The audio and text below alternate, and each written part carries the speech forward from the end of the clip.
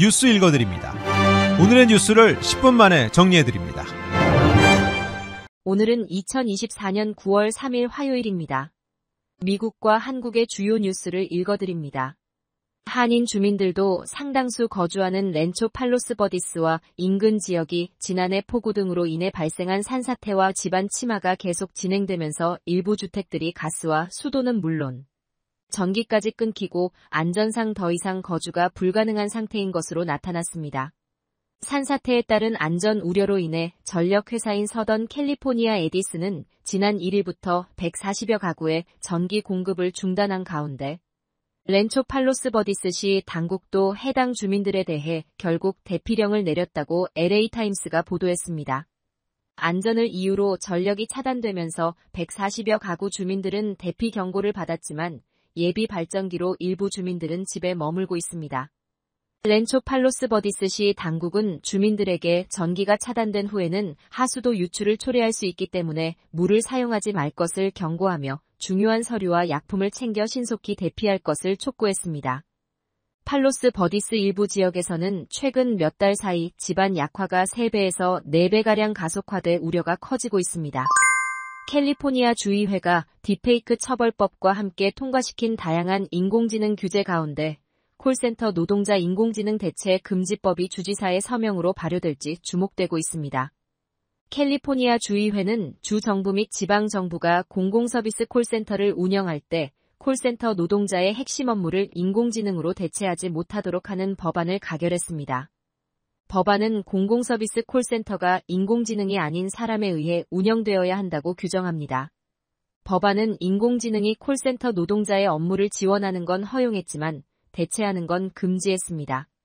법안을 발의한 주 상원의원은 인공지능으로 많은 작업을 자동화하고 효율성을 높일 수 있지만 반복적이거나 일상적인 업무에 의존하는 일부 분야에서 일자리 상실을 초래할 수 있고 인간의 도움을 받을 수 있도록 보장하는 게 핵심이라고 설명했습니다.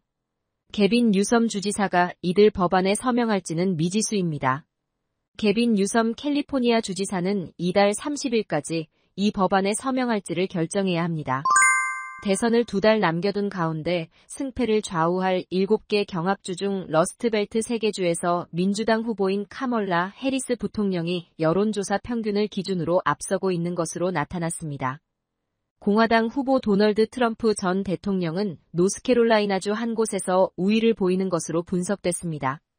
폴리티코는 모든 여론조사에서 박빙의 승부가 펼쳐지고 있다며 여론조사 평균에 따르면 핵심 격전지 7개 주 가운데 미시간, 펜실베이니아, 위스콘신에서 해리스가 트럼프를 앞서고 있다고 보도했습니다. 폴리티코는 러스트벨트는 지난 2차례 대선에서 여론조사의 정확도가 가장 낮고 특히 트럼프가 과소평가된 주라고 지적했습니다. 또 다른 경합주인 남부지역인 애리조나, 조지아, 네바다는 분석 사이트마다 여론조사 평균이 다를 정도로 혼전 양상을 보였습니다.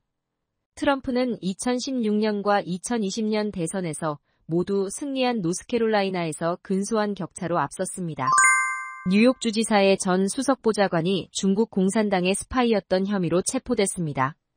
언론들은 뉴욕 주지사 캐시 호철의 전 수석 보좌관이던 린다 순이 연방수사기관에 의해 외국 대리인 등록법 위반 및 위반 공모와 비자 사기, 외국인 밀수, 자금 세탁 공모 혐의로 체포 및 기소됐다고 보도했습니다.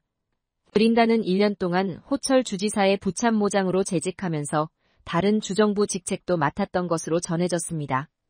FBI는 린다 순의 남편이자 40대 사업가인 크리스 후도 자금 세탁 공모와 은행 사기 공모, 신분 확인 수단 오용 혐의로 체포했습니다. 이들 부부는 롱아일랜드에 있는 자택에서 FBI 요원들에게 체포됐습니다. 검찰은 이 부부가 자신들이 횡령한 돈을 세탁해 롱아일랜드 매네셋에 410만 달러짜리 집과 호놀룰루에 210만 달러짜리 콘도를 구매한 증거를 확보했습니다. 기소장에는 41세의 린다 순이 호철과 앤드류 쿠오모 전 주지사 시절 주지사 사무실에서 일하면서 중국 공산당의 비밀 요원으로 활동했다는 혐의가 적시됐습니다. 린다 순은 중국 공산당의 이익을 위해 수많은 정치 활동에 참여하면서 대만 정부 대표들이 뉴욕 주지사 사무실에 접근하는 것을 차단하기도 했습니다. 그녀는 주지사의 중국 방문을 주선하려 했습니다. 검찰은 이러한 행위와 기타 행위에 대한 대가로 부부가 중국 공산당으로부터 상당한 경제적 및 기타 혜택을 받았다고 밝혔습니다. 한국뉴스입니다. 경기 남부 지역에서 가장 큰 응급의료센터인 아주대병원 응급실이 축소 운영에 들어갑니다. 앞으로 매주 목요일 아침 7시부터 금요일 아침 7시까지 심폐소생술이 필요한 환자만 받겠다고 밝혔습니다. 응급의학과 전문의 4명의 사직을 만료했는데도 전문의가 11명뿐이라 축소 운영이 불가피하다고 아주대병원은 설명했습니다. 하루 평균 100명 넘는 환자가 몰리는 경기 남부 최대 권역 응급의료센터의 축소 운영에 응급진료 지연 우려가 커지고 있습니다. 아주대병원뿐 아니라 서울 서남권의 응급의료를 책임지는 이대목 동병원도 이달 매주 수요일 야간 진료를 제한합니다. 건국대 충주병원은 추석 연휴 기간에는 응급실 문을 완전히 닫기로 했습니다. 정부는 이틀째 응급의료 브리핑에서 응급의료가 붕괴에 이르는 상황까지는 아니라고 거듭 강조하면서 전체 응급환자의 수도 감소 추세라고 전했습니다. 더불어민주당 등 야권이 대법원장이 특별검사를 추천하는 이른바 제3자 추천체 상병특검법을 발의했습니다. 개혁신당을 뺀 야5당은 국민의힘 한동훈 대표가 제안한 제3자 추천 방식을 가미한 4번째 채 상병특검법을 발의했습니다. 정치권이 아닌 대법원장이 특별검사 후보 4명을 추천하고 이를 야당이 2명으로 추리는 게 핵심입니다. 앞서 한 대표가 추가 조건으로 내건 이른바 제보 공작 의혹도 수사 대상에서 빠졌습니다. 여당 원내 지도부는 그러나 공수처 수사 결과를 지켜봐야 한다는 입장엔 변화가 없다는 점을 분명히 했습니다.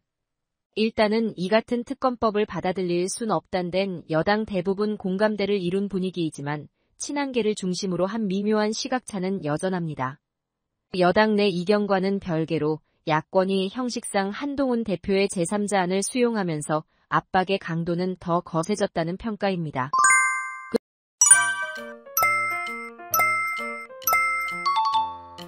끝으로 날씨입니다. 남부 캘리포니아 오늘부터 기온 오르겠습니다. LA와 오렌지 카운티는 낮 최고 기온은 92도, 밤 최저 기온은 65도 예상됩니다. 벨리와 인랜드 엠파이어 지역 낮 최고 기온은 100도, 밤 최저 기온은 67도 전망됩니다. 해안가 지역은 낮 최고 기온 79도, 밤 최저 기온 67도 예상됩니다. 산간 지역 낮 최고 기온은 81도, 밤 최저 기온은 52도, 사막 지역은 낮 최고 기온은 103도, 밤 최저 기온은 71도 전망됩니다. 오늘의 뉴스 읽어드렸습니다. 고맙습니다.